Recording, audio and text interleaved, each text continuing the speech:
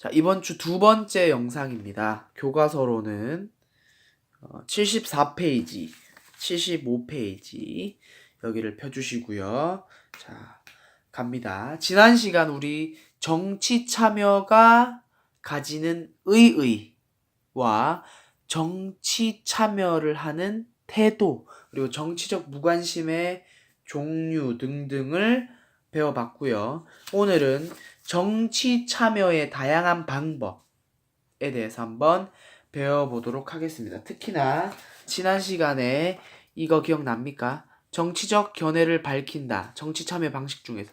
그 중에 단체 행동 중에 정당에 가입해서 정치적 견해를 밝히거나, 이익 집단에 가입해서 정치적 견해를 밝히거나, 시민단체에 가입해서 정치적 견해를 밝히거나, 요거 얘기했었죠, 그죠? 이것들에 대해서 한번 자세하게 배워볼 거예요. 그래서 한번 봅시다. 74페이지 정당을 통한 정치 참여부터 시작하겠습니다. 정당을 통한 정치 참여. 자, 정당 우리 배웠어요. 교과서 59페이지, 60페이지에 우리 정당이 무엇인지 그리고 정당의 기능에 대해서 배웠습니다. 정당이란 자신과 정치적 견해가 같은 사람들이 자발적으로 모여 정치 권력을 획득하고자 하는 단체가 바로 정당이었죠. 그죠? 이거 놓치고 있으면 안 돼. 기억이 나야 돼요. 지난번에 분명히 배웠어. 그죠? 그래서 정당은 정치적 충원, 의회 정치 운영, 여론 형성, 정치 사회와 정부와 의회의 매개 역할을 하는 기능을 가진다까지 배웠었죠. 그죠? 이걸 기본적으로 알아두고 시작합니다. 정당을 통해서 정치를 참여하는 방법은 크게 두 가지가 있어요. 첫 번째, 내가 정당에 가입하여 활동하는 방법. 이건 바로 정당의 정책 결정에 참여할 수 있는 거죠. 두 번째, 정당에서 주최하는 정치 행사에 참여하는 것. 정당에서 어떠한 정치 행사를 만드냐? 우리 60페이지 정당의 기능 중에 정치사회화 기억납니까? 정당은 정치적 논쟁거리에 대해서 강연회나 집회, 토론회, 공청회 등을 열어서 국민이 정치에 관심을 갖도록 한다라고 적혀 있어요. 이런 정치 강연회나 집회, 토론회, 공청회에 참여해서 내가 듣고 또 내가 의견을 제시하면 이것 또한 정치 참여라는 거예요. 오케이? 그래서 정치에 참여하는 방법 중에 정당은 반드시 정당에 가입하는 건 아니라는 거. 정당에 가입해서도 되고 정당에 가입하지 않아서도 정당을 통한 정치 참여가 가능하다. 정당에 가입할 경우 당 대표와 지도부가 내 손으로 뽑히고요. 당의 소속으로 내가 선거에 출마할 수 있다는 거야. 이걸 뭐라 그래요? 공천이라고 하죠. 교과서 74페이지. 정당에서 이런 선거의 후보자로서 내가 추천을 받아서 나가는 거를 공천이라 하고요. 공천될 수가 있는 거예요. 정당에 가입하면. 공천이 안 되거나 정당에 소속되지 않으면 무소속으로 나가는 거예요. 선거에. 자, 그리고 이게 권리라고 치면요. 내가 정당에 가입해서 얻을 수 있는 권리라고 치면 당의 강령이나 당규, 즉 정당에서 만든 규칙이 있겠죠.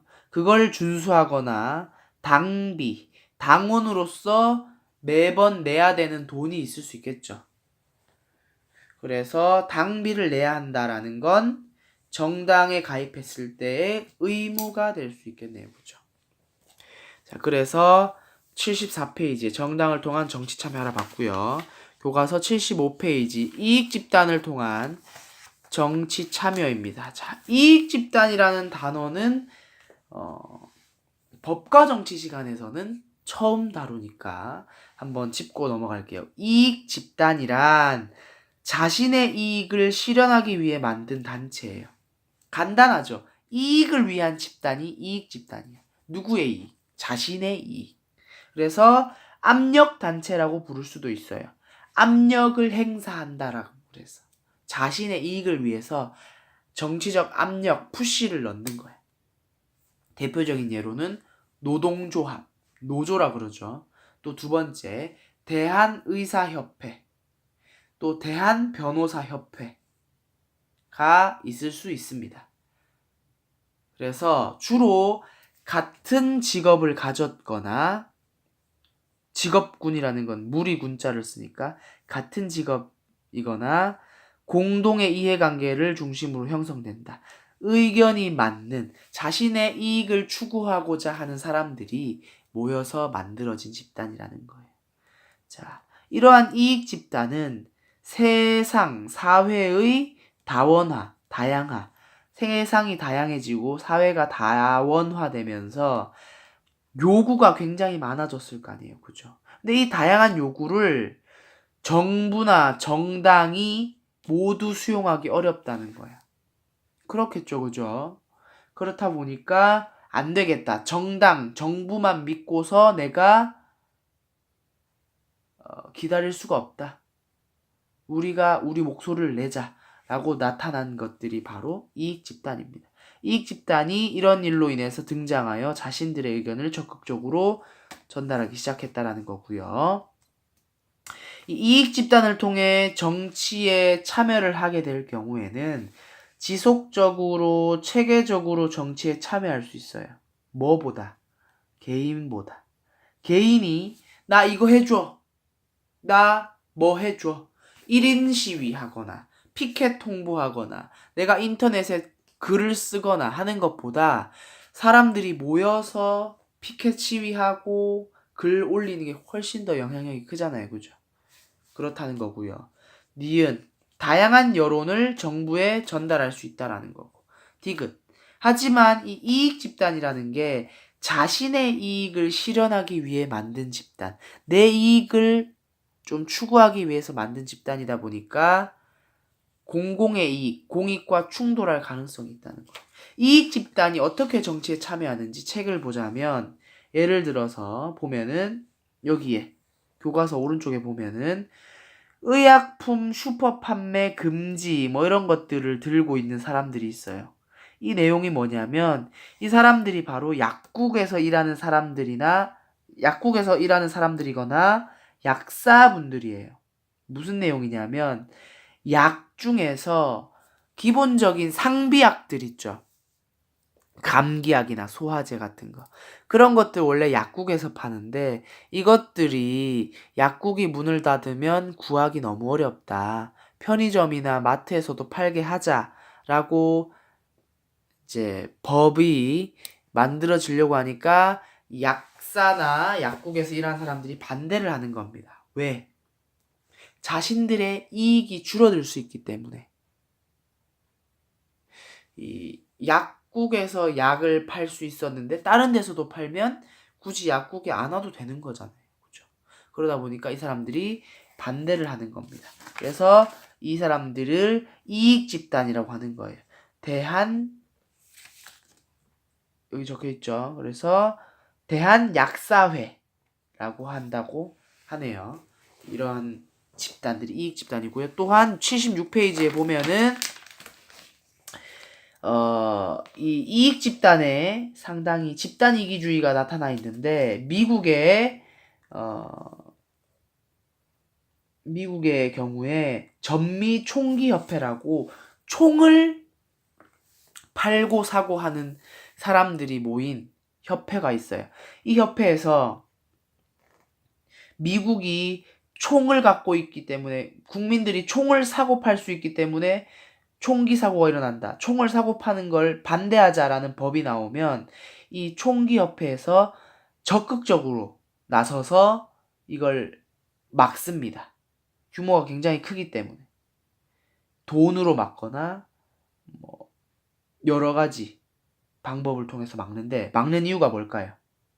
사람들이 총을 사고 팔아야만 총기협회에서 총을 충분히 팔면서 돈을 얻을 수 있고, 그 돈을 얻음으로 인해서 자신들의 이익이 늘어나기 때문에 바로 전미총기협회가 이익집단이라고 할 수 있고요. 이 이익집단들이 자신의 이익을 너무 추구할 경우에 공익과 충돌할 수 있다는 거예요. 그래서 이 전미총기협회가 주장하는 이러한 일로 인해서 총기 사고가 일어날 수도 있다라는 시선이 존재하죠.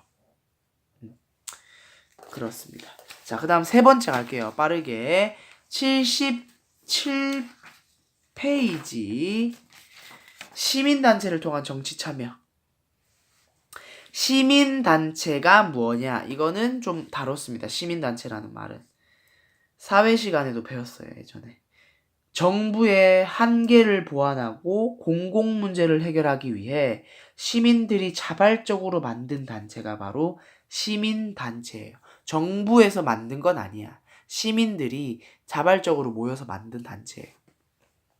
뭘 위해? 공익을 위해서 만들었죠. 대표적인 예가 그린피스 같은 거. 그린피스 뭐 하는 거예요? 환경 문제를 해결하기 위해서, 환경 문제 고발하기 위해서 만든 시민단체잖아요. 그죠? 시민단체는 다양한 시민의 요구가 증가하고 시민이 정치에 참여하고자 하는 의지가 많아져서 이 시민단체가 등장하기 시작한 거예요. 이런 시민단체들이 정치에 참여하면서 사회적 쟁점에 대한 정보를 제공할 수 있고요. 정치 권력 남용에 대한 견제를 할 수 있어요. 부정부패를 척결할 수 있고 공정선거 문화를 조성할 수 있다. 예를 들어서 시민단체 중에 이런 게 있다고 생각해 봅시다. 제가 그냥 즉석에서 만들게요.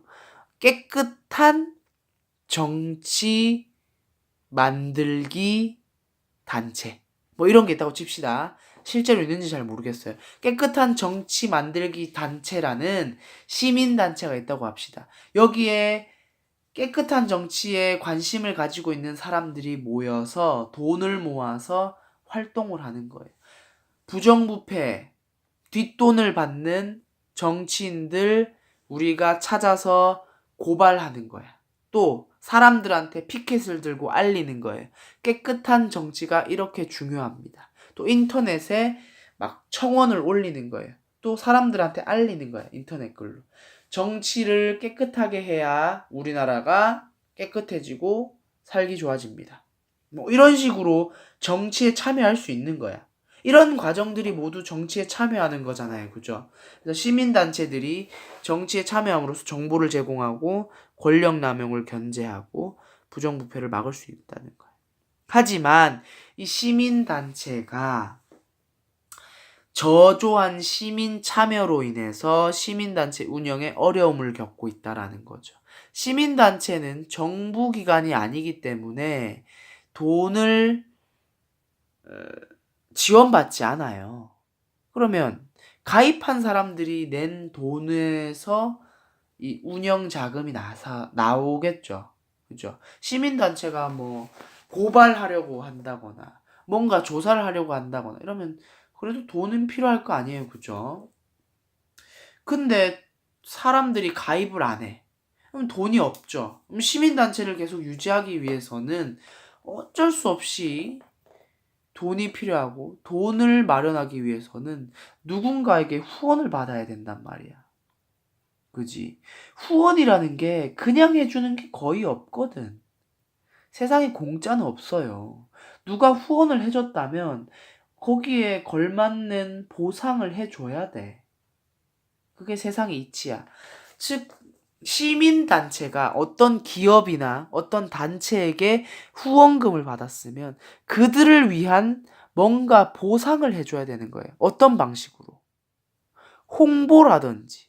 예를 들어서 기업에 대한 고발을 안 하는 거야. 그 기업이 정치적으로나 뭔가 문제가 있을 때 시민단체가 그 기업으로부터 후원을 받아버리면 고발을 할 수가 없게 되는 거지. 그렇죠? 그러면 공익 추구와는 점점 거리가 생겨버리는 거예요. 시민단체는 시민단체의 자금으로 운영되어야만 깨끗하고 공정하고 스스로의 독립성을 가질 수 있는데 후원을 받으면 이런 문제가 생길 수 있다라는 게 최근의 문제입니다. 그 내용이 바로 76, 77페이지에 걸쳐서 나와 있고요. 이번 두 번째 영상은 그래서 77페이지까지 하는 걸로 마무리 짓겠습니다. 어려운 거 없죠? 고생했습니다.